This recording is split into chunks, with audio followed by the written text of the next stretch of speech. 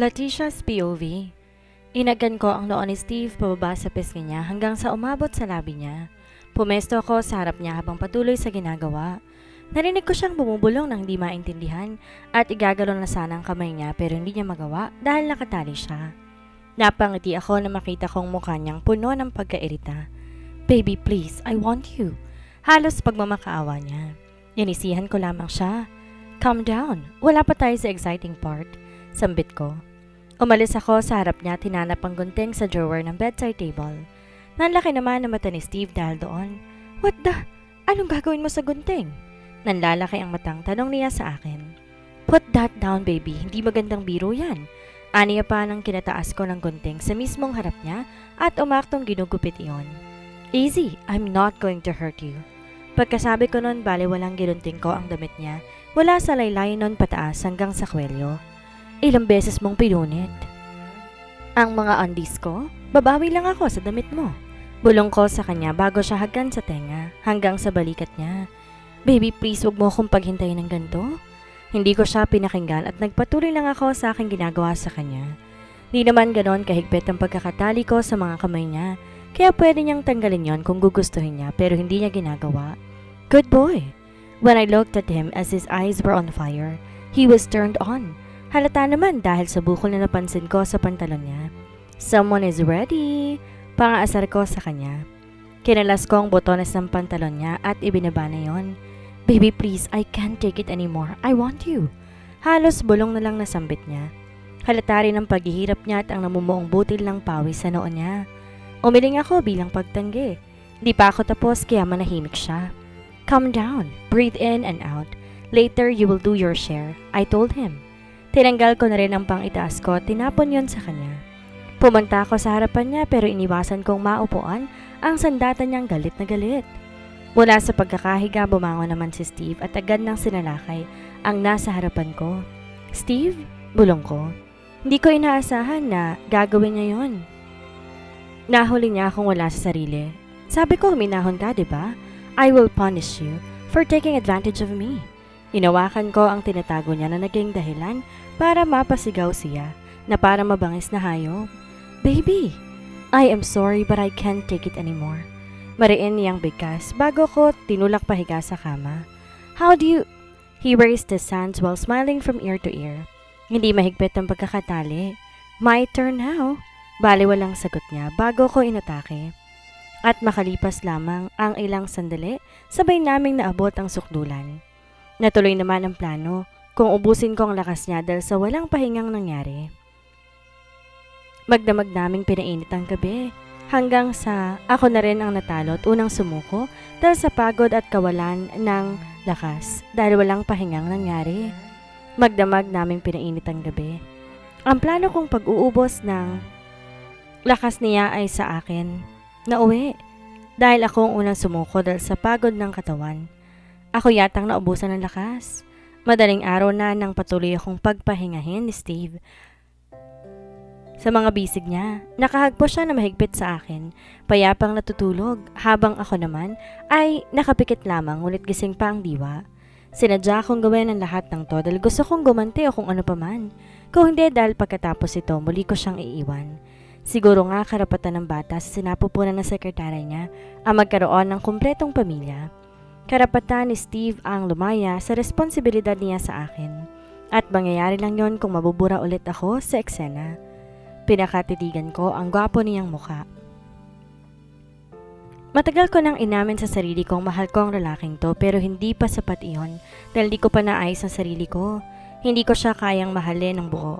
Kailangan ko na munang hanapin at ayusin ang sarili ko bago ko maling haharap sa kanya. "I love you, Steve. Until next time." Bulong ko sa kanya bago dahan-dahan kumalas sa pagkakahagpos niya. Sa kabilang banda, I tried my best to escape at Buenaventura Island. Nakiusap ako na ihatid na isang bangkero sa pinakamalapit na lugar sa estasyon ng bus. Pumayag naman ng matanda at kahit na madaling araw pa lamang, inihatid niya ako sa bayan ng San Antonio. Pagkarating doon, nagtanong lamang ako kung ano nga ba at saan po pwedeng sumakay para lang makabalik, and luckily, people in San Antonio seemed kind and willing to help. Someone volunteered to drive me to Olongapo. Pagkarating naman doon ay saka pa lang ako sumakay ng bus papunta ng Maynila.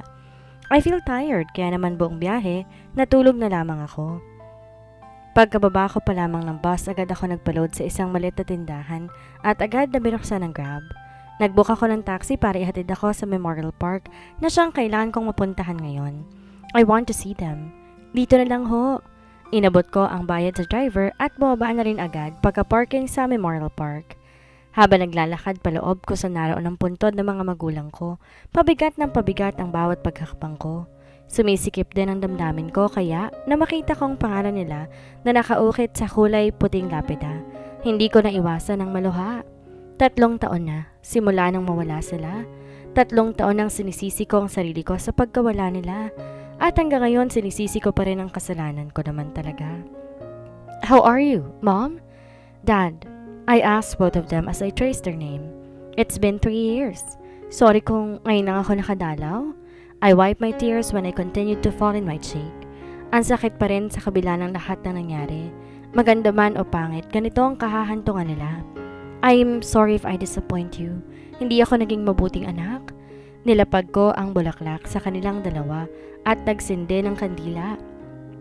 Hindi man kami tulad ng ibang pamilya na simple lang pero masaya. Hindi rin tulad ng kontento at sama-sama, at least we're family. I love them even if they can't feel it. Miss ko na kayo. Nakangiting usal ko pa. I am sure Nadia misses the both of you too. Umupo ako sa tabi nila at nagkwento ng kung ano-ano. Kung ano ang nangyari sa akin sa loob ng 3 taon.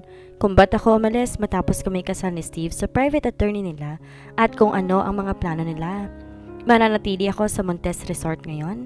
I will try what I can do for our resort. Hinaplos ko ang lapida nilang dalawa bago ngumiti. I hope that I won't disappoint you this time. I will see you again soon, Mom, Dad. Umusal ako na maikling panalangin para sa kanilang dalawa, saka tumayo na. Dadalawin ko rin muna si Nadia bago ko pumunta sa Montes Resort sa Tagaytay. Kinuha ko ang cellphone ko at takmang magbubok sana sa Grab nang sunod-sunod tumunog ang cellphone ko. 5 messages from Steve and 10 missed calls. Wala akong balak sagutin ang tawag niya at wala rin akong balak na mag-reply sa mga text niya. Ganon pa man, binuksan ko pa rin yon upang basahin. Where are you? I've been looking for you since I wake up. Yon ang unang text niya sa akin. Siguro kanina pa nga iyon, pero ngayon ko lang nakita. Naka-silent kasi ang cellphone ko. Baby, are you mad? Please answer my call or just leave a message. I'm worried. Leticia, hindi ako nakikipagbiroan. Nasaan ka ba? Nag-iikot-ikot ka ba? Sana hinintay mo ako o kaya ginising para naman masamahan kita. I am starting to get emotional. I don't know why but I feel like I wanted to go back. I wanted to go home. To be with Steve but I can't. Hindi pwede, ayoko na. Mas lalo ako nasasaktan sa tuwing napapalapit ako sa kanya. It is lunchtime already. Kumain ka na ba? Please, kahit isang reply lang. Nasaan ka ba? Pupuntahan kita. Ang huling text na nabasa ko, halos ngayon niya lamang sinend sa akin. At ang text na yun ay mas lalo pang nagpasikip ng puso ko. Please, baby, don't do this to me. Huwag mo naman akong iwan ulit. Hindi ko kaya kapag mawawala ka ulit, Leticia. Please, come back. Come back to me. Hinawakan ko ang tapat ng puso ko nang maramdaman ko ang sakit. Para bang biglang kumabog ng malakas ang puso ko at biglang nanikip. But I can't back out now. At least he can give a complete family, her 6 retirees unborn child. Yun naman ang mahalaga, ang magkaroon ng kikilalaning ama ang mga bata. I'm sorry, Steve. Bulong ko at saka napabuntong hininga. Hindi ko na pinansin ang mga text niya at nagbook na ng Grab. For me to feel relieved and happy, I have to face my fears. Para din maibsan ang sakit at bumabagabag sa puso ko, gusto ko na munang ayusin ang sarili ko. Gusto kong maramdaman ang kapatawaran para sa mga taong nasasaktan ko at pagpapatawad naman sa mga taong nakakasakit sa akin. And I start with Nadia, my sister. I know we're not that close at laging nagbabangayan. Ganun pa man, kapatid ko pa rin siya. Wala na kaming mga magulang at ako na lang din ang po pwedeng tumulong sa kanya. Her mental health was not that good. Kailangan na niyang mahahawakan, nanguunawa at makakaintindi sa kanya. Kaya naman I will be that person. Nang dumating ang Grab na binook ko, ay kagad akong sumakay at sinabi ang destinasyon ko. Hindi naman siguro ganoon kalayo yon mula dito, no? Manong, can we stop in the drive-thru first? I just want to buy food for my sister. magalang kong sambit. Tumango naman ang driver at kaagad na minani obra ang sasakyan. Hindi ko alam kung anong pabirong pagkain ni Nadia. Hindi ko nga rin alam kung anong gusto niya at mga ayaw niya. Hindi kasi kami open sa isa't isa. Mas madalas ko pa makasamang best friend kong si Jade kaysa sa kanya. And speaking of Jade, kamusta na kaya ang bruhang yon? Bibisitahin ko na lang siya pag nagkaroon ako ng mas marami pang pagkakataon. Or maybe if it's time for me to be active in social media again. Bahala na. Can I have 2 cheeseburgers, a large french fries, and large lemonade, please? I smiled at the cashier who seems kind and very polite. Kayo po, Manong, gusto niyo rin ba? Tanong ko sa driver pero umiling lamang siya at ngumiti sa akin. Salamat po ma'am pero uuwi na rin ho ako kasi pagkahatid sa inyo. Hihintayin ako ng pamilya ko para sabay-sabay kaming kumain. Nakangiti pang saan niya. Mabuti pa siya may pamilyang uuwian. May pamilyang naghihintay sa kanya. Ang sarap siguro sa pakiramdam na kumpleto at nagmamahala ng isang pamilya. I never had a chance to experience that. Lagi kasing busy yung mga magulang ko habang si Nadia naman lagi ring wala. Kaya naman ako ang kumakain ng isang mahabang lamesa. Ako ang naghihintay sa wala. Doon din ako nagsimulang makaramdam ng pagre-rebelde sa kanila. Pakiramdam ko kasi wala ako, wala silang oras para man lang makipagsalo sa akin. Magkaroon man lang ng bonding time tulad ng sa iba. Narito na po tayo, ma'am. Tila nagising ako sa malalim na pag-iisip nang bumungad sa akin ng building ng mental health center. Kaagad din akong bumaba ng taxi pagkatapos ko magbayad. This is it. Finally, after 3 years, makikita ko na ulit si Nadia. I kind of miss her, but does she miss me too? I hope so. Sa kabilang banda, ba't ka nandito? Yon ang unang bungad ni Nadia. Ang tanongin ako kung ba't ako naririto. 3 taon nang di kami nagkita pero tandang-tanda ko pa rin at kaya ko pa rin ilarawan ang itsura niya. Ngunit ngayon parang di na siyang Nadia ang kinagisnan ko. Ang kapatid kong halos sabunutan ko sa sobrang inis ko sa kanya. Look at her tiny body. Pale skin and dry lips made me feel guilty. Ba't parang tumanda siya ng halos 5 taon na para bang ultimo pagtaasan ako ng kilay hindi niya magawa sa akin ngayon? How are you? Balik tanong ko sa kanya. Di ko na lang din inintindi ang mapanuri niyang tingin. Hindi ka pa ba pwedeng lumabas dito? Muli ko pang tanong. Nag-aalala ako sa kalagayan niya. Hindi ako sanay na makita siyang ganito, na para bang di siya nakakakain ng maayos at nakakatulog ng tama. Eto, humihinga pa rin naman, kahit ang pakiramdam ko'y unti-unti na akong tinatakasan ng kaluluwa ko. Bale walang sagot niya. Naawa ako sa kanya pero hindi ko rin pinahalata. Ayokong isipin niya o makita man lang sa mukha ko na kinaaawaan ko siya. Kaya naman tinaasan ko siya ng kilay para hindi niya mahalata. I will talk to the doctor or whoever it was. Iuuwi na kita. Really, Leticia? She smirks at me. Iuuwi mo ko. At saan mo ko patutuloyin? Anong pagkain bibigay mo sa akin? Hindi na tayo tulad ng dati, little sis. Ubos na tayo at wala na ring matitirahan. Kaya kung ako sa'yo, doon ka na lang sa asawa mo. Mas magiging maganda ang buhay mo doon. Paglalahad niya bago iniwas ang paningin sa akin. May ipon ako. I have my own money. I worked hard for that, Nadia. We can start again. Sagot ko sa kanya. To be honest, nag-aalala ako sa kalagayan mo rito. I know it's been hard 3 years and that's my fault. You're the only family that I have now. Wala nang natira and that's sad. Hindi ko na napigilan ang pagdulo ng luha mula sa mga mata ko. I became too emotional this past few days. Hindi ko rin alam kung bakit. Siguro dahil sa halo-halong emosyong nararamdaman ko. Sa sobrang pagod, sa sobrang pag-iisip, sa lahat. I don't know. I just want to end this. Napapagod na ako. That is not your fault. I looked at her who seems like crying too. It was me. Lahat na nangyayari sa pamilya natin ay dahil sa akin. Because of my selfishness and my pride. Hindi ko tuloy iwasang mapahikbi ng malakas. Kagad ko rin siyang niyakap nang tila ba niyayakap niya ang sarili niya at kusang inaalo. Hush, I'm here. Wag na natin isipin at ibalik pa ang mga nangyari. Ang mahalaga ay ang ngayon. Let us help each other. Tama na. Don't cry. Sunod-sunod ko pang saad. Hindi na sumama pa ang loob niya at hindi na rin madadagdagan pa ang paghihirap na nararamdaman niya. I am sorry, Leticia. If it wasn't for me, wala ka sana sa sitwasyong meron ka ngayon. Hindi ka sana napilitang magpakasal sa taong di mo naman gusto. Sorry if I make your life miserable. You don't deserve to be in that situation. I am sorry. Tuloy-tuloy lamang siyang umiyak habang paulit-ulit na humihingi ng tawad sa akin. Wala namang may gusto kung bakit nangyari sa amin to, kung bakit nawala ang mga magulang namin. Bumagsak ang lahat ng negosyong meron kami. Nalugmok sa utang at higit sa lahat, ang mawala ng pag-asang mabuhay. It's okay, tahan na. Inawakan ko ang magkabala niyang pisngi at pinunasan na rin ang luha niya. From now on, magtutulungan tayong dalawa. Marami akong hindi nasabi sa'yo at nagawang di maganda, but still, you're the only sister that I have, Nadia. Hindi man halata, but I believe, mahal kitang sira ka. Nakangiting saad ko sa kanya. Ayoko nang masyadong madrama. Tama ng iyakan. Panahon na para muli kaming bumangon. Ang tanong, saan kami magsisimula? Leticia? Lumingon ako sa kanya na mahimigan ko ang pagkaseryoso sa boses niya. I am just wondering, how are you and your husband? Alam niya ba na pumunta ka sa akin? Alam niya ba na umuwi ka na? Sunod-sunod niya pang tanong. Napayuko naman ako at akmang mag-iisip ng idadahilan sa kanya. Do not lie to me. I can read your face, Leticia. Aniya pa nang hindi ako kaagad nakasagot. Nagkita na kami. Sa Veneventura Island ako dumiretso pagka-uwi ko dito, and no, hindi niya alam na pumunta ako dito. It's not that ayokong papuntahin or dalawin ka, ha? Well, tinakasan ko siya. Paglalahad ko pa sa kanya. Yun naman talaga ang totoo. Isa pa, ayoko rin naman na magsinungaling o kaya naman maglihim sa kanya. Dadalawa na nga lang kami kaya mas mabuti pa na open kami sa isa't isa.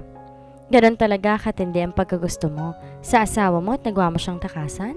Tell me, may napupusuan ka bang ibang lalaki? Muli niya pang tanong. Umiling lamang ako sa kanya at napabuntong hininga. Hindi ngayon ang tamang panahon para pagchismisan kaming dalawa. Kailangan na nga makauwi sa Montes Resort para makapag-asikaso na kaagad. We have all the time in the world to talk about my life or my relationship with my husband, but for now, let's go home. Tumayo na ako at nagpaalam sa kanya. Saglit upang kausapin ang pinaka-head ng healthcare. Papayag naman siguro silang iuwi ko na si Nadia. Isa pa, magaling naman na siya at hindi naman siya baliw. Dahil kung baliw siya, hindi sana kami magkakaroon ng seryosong usapan. Kinausap ko na masinsinan ng manager, si Mrs. Castro, pati na rin ang madre na si Mother Lisa, na siyang nangangalaga nito sa healthcare. Well, Nadia is doing fine. Matagal na rin siyang dapat na nakalis dito kaya lang siya mismong tumatanggi. Kapag kinakausap namin siya o kaya tatanungin kung bakit ayaw niyang umalis sa healthcare, ang lagi niyang sagot ay wala siyang uuwian. Nakaramdam ako ng pinong kurot sa puso ko nang dahil doon, pareho kami ng nararamdaman ni Nadia na para bang wala kaming puwang sa mundo ngayon. Sabi nga niya kahit dito na siya bawian ng buhay, okay lang dahil wala naman daw maghahanap sa kanya. Muli pang lahat ni Mrs. Castro.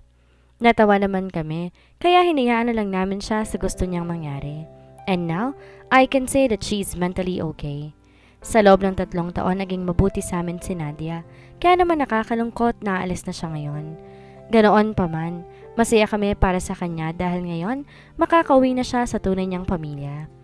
Hindi ko napigilan ang maging emosyonal at yakapin si Mrs. Castro. Ganoon din si Mother Lisa. Napakalaki ng pasasalamat ko sa kanila dahil nilagaan nila ang kapatid ko. Pinaramdam nila kay Nadia ang pagmamahal na hinahanap niya. Pinunan nila ang pagkukulang namin sa kanya at higit sa lahat sila ang muling bumuo kay Nadia. Maraming salamat po sa inyo sa pagkupkop at pagmamahal ninyo sa kapatid ko. Tatanawin ko pang malaking utang na loob ito. Nakangiting usal ko. Ito na yon. Hindi man naging maganda ang relasyon ko kay Steve, at least ngayon, masaya ang puso ko dahil okay na kami ng kapatid ko. Sa kabilang banda, wow! Montes Resort was still huge! Bulalas ni Nadia pagkarating namin dito sa resort namin. It was a private resort now here in Tagaytay. Sinsarado ng resort dahil nga nag-declare ng bankruptcy. Dati, hindi naman to kinuha sa amin ng bangko. Katunayan nakapagbayad pa ang ama ko sa mga pagkakautang dahil sa pagbaba ng demand nito noon.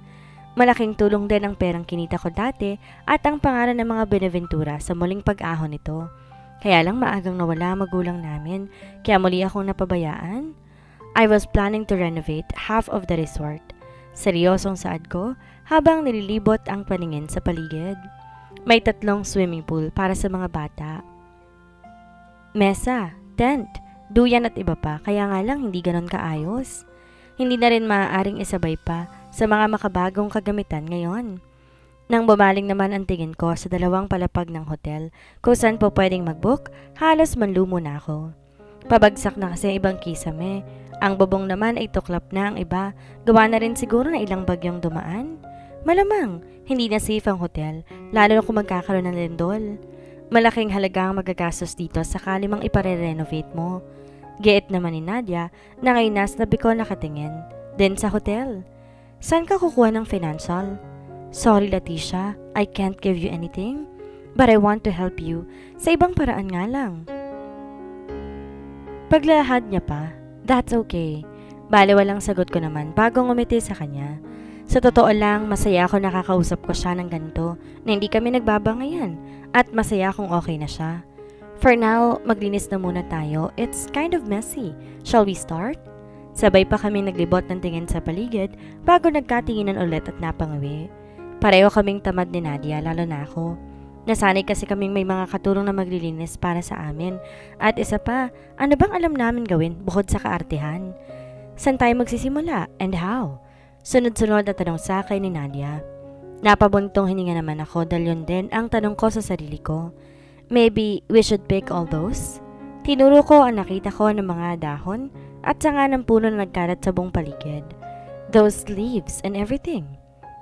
I don't know, just clean up. Wala sa loob na tanong sa akin ni Nadia.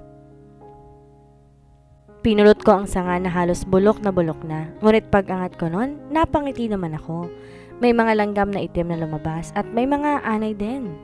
Oh no! Hindi ako maglilinis ng ganyan, no? Nag-humindik naman, nasambit ni Nadia at tumapo sa plastic na upuan sa paligid. Hindi ba pwedeng mag-hair ka na lang muna ng maglilinis? Napaisip ako ron. Pwede naman, kaya lang, saan kami kukuha ng pwedeng upahan na maglilinis? Wala naman akong kilala dito sa Tagaytay. Isa pa, private property ang resort kaya't paglabas mula rito, matapos malayo pang lalakaran para makakita ng kabahayan. Susubukan ko maghanap ng pwedeng tumulong sa atin. But right now, I'm hungry, Nadia. Napalabi ako na maramdaman ko ang pagkalam ng sikmura ko, ngunit iba ang gusto kong kainin. Gusto ko ng singkamas? Me too, sagot niya at napahawak din siya sa tiyan. How are we going to eat? Can we just order foods na lang? Tanong niya pa. Kinuha ko nga ang cellphone ko sa bag at takmang maghahanap ng pwedeng ma-orderan ng pagkain. Na aksidente kong masagot ang tawag ni Steve? Where are you, Leticia? 3 araw na ako naghahanap sa'yo. I cannot eat properly. Hindi rin ako makapagtrabaho na maayos kaiisip sa'yo. I don't know if you're okay or not. I am worried, baby. Please, come back. Or just tell me where are you. Pupuntahan kita. Napahawak ako sa bibig ko upang pigilan ang mahinang paghikbi. Hindi ko alam kung bakit, ngunit nang marinig ko ang boses niya, nakaramdam ako ng lungkot. I miss him so much. Gustong gusto ko rin siyang makita, but I can't. Baby, talk to me, please. Come back. Alam ko naririnig mo ko. Sabihin mo sa akin kung nasan ka. Dahan-dahan kong ibinaba ang cellphone ko mula sa aking tenga at pinutol na ang tawag. Alam ko mali ang ginawa kong pag-alis nang wala man lang paalam. Hindi ko man lang pinakinggan ang mga paliwanag niya. But I care about the baby inside her secretary's tummy. Kahit na nga ba walang ibang ginawa ang babaeng yon, kundi painitin ang dugo ko. Why are you crying? Maya-maya'y tanong sa akin ni Nadia. Hindi ko namalayan ang paglapit niya sa akin. Basta't ang alam ko lang napakasama ng loob ko. Nalulungkot ako at miss na miss ko na rin si Steve. Am I bad because I left Steve without a word? Humihikbing tanong ko kay Nadia bago yumakap sa kanya. I miss him so much, but I can't be with him anymore. Why did you leave him? Balik tanong niya naman sa akin habang marang hinahaplos ang likod ko. Kung tiyak ka rin naman pala ngayon dahil niliyasan mong asawa mo nang walang pasabi. Tapos namimiss mo, di sira ka. Kasalanan mo yan, Nadia, kaya wag mo kong aartehan dahil nagugutom na ako talaga. Di ko na lang pinansin ng mga sinabi sa akin na magaling kong kapatid at pinunasan ko ng luha ko. may nabuntis kasi siya. Ano naman kung makabuntis pa siya ng 8? Inirapan niya ako bago na mayawang sa harapan ko.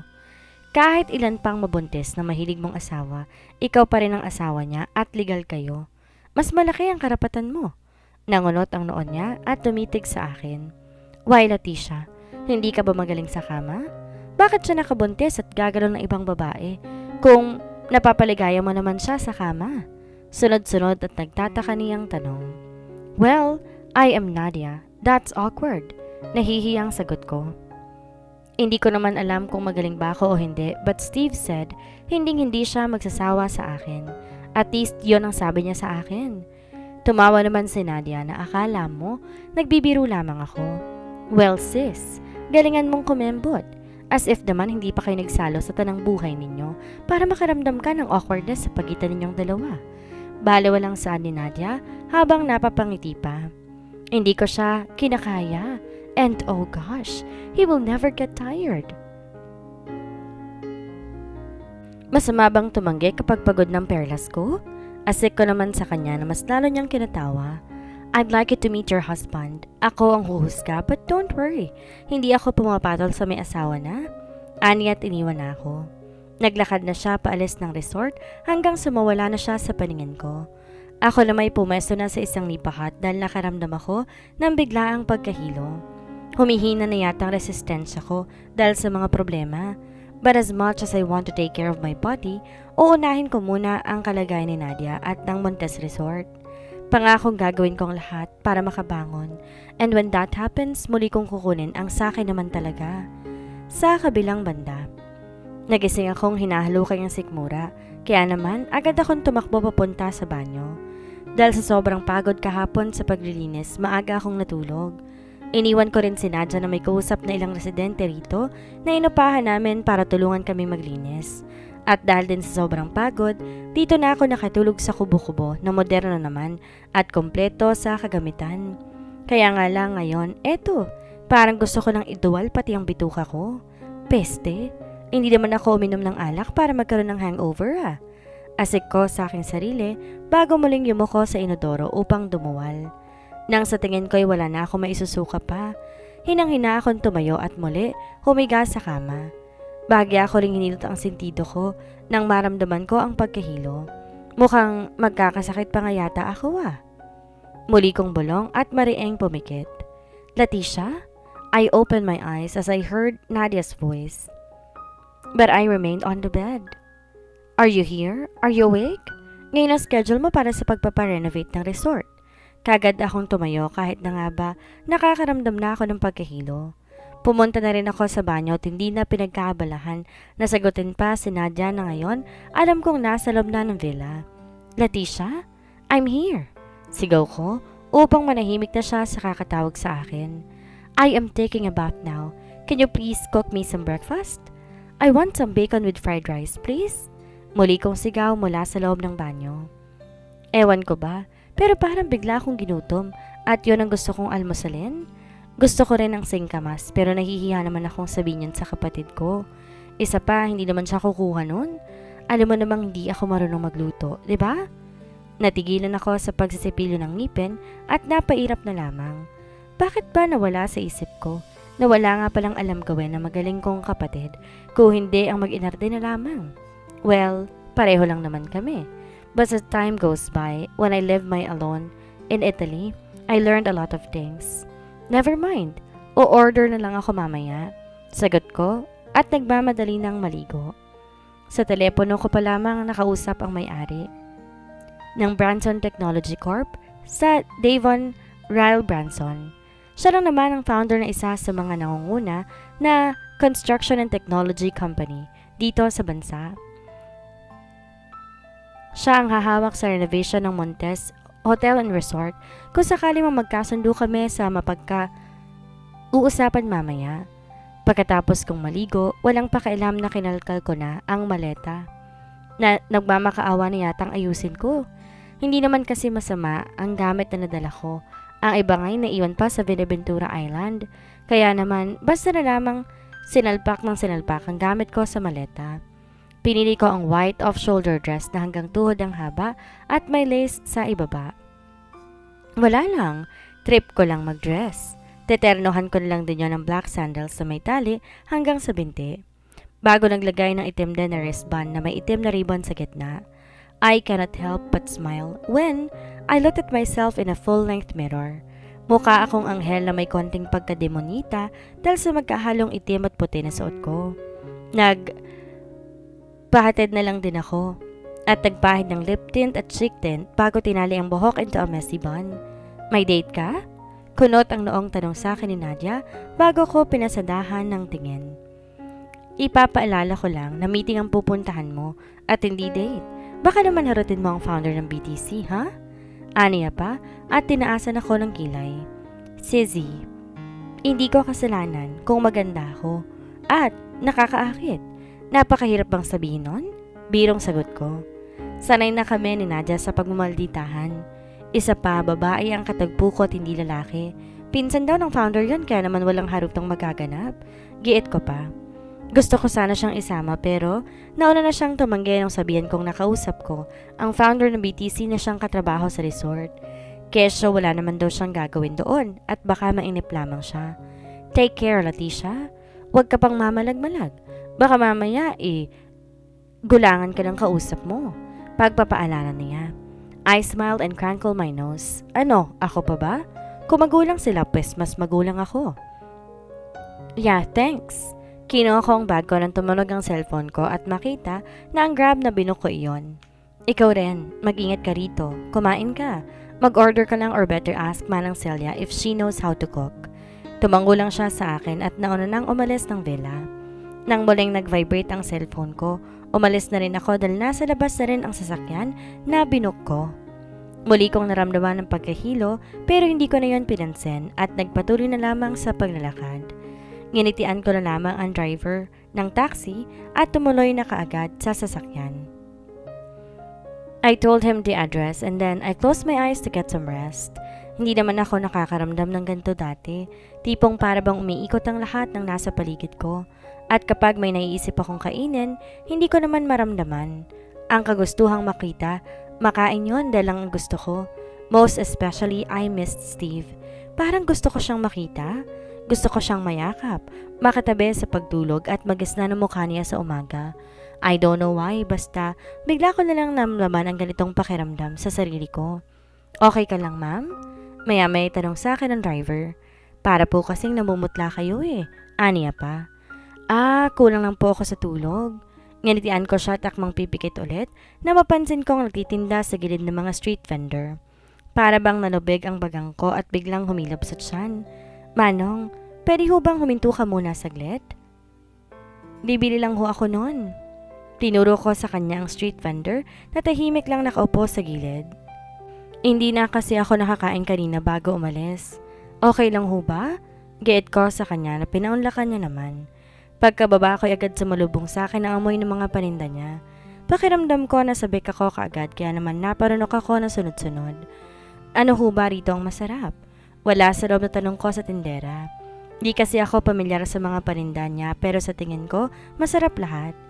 Kwek-kwek ang tawag dyan sa kulay orange habang ang kulay puting bilog naman, squid ball. Kikiam naman yung kulay brown na yan. Nakangiting paliwanag niya naman. Bihirang may bumili sa akin dito na mukhang may sinasabi sa pamilya. Aniya pa habang nakatitig sa akin. Medyo curious lang po ako sa paninda niyo at mukha naman pong masarap. I smiled at her as she stared at me as if she was reading what's on my mind. Pakibigyan na lang ho ako ng tagi-isang order na mga yan. Gate ko pa at nilingon ng taxi driver sa loob na sasakyang nakabukas ang bintana. Gusto niyo rin ho ba? Tanong ko sa kanya. Alam mo ining napakaganda mo. Mukha kang artista. Napailing ako sa sinabi ng tindera dahil sa biglang hiyang naramdaman ko sa kanya. Ngunit kalula lang ang gulat ko na muli siya nagsalita. Kung tamang hinala ko, buntis ka. Ingatan mo yan dahil yun na magwawasto ng lahat ng mali sa buhay ninyo.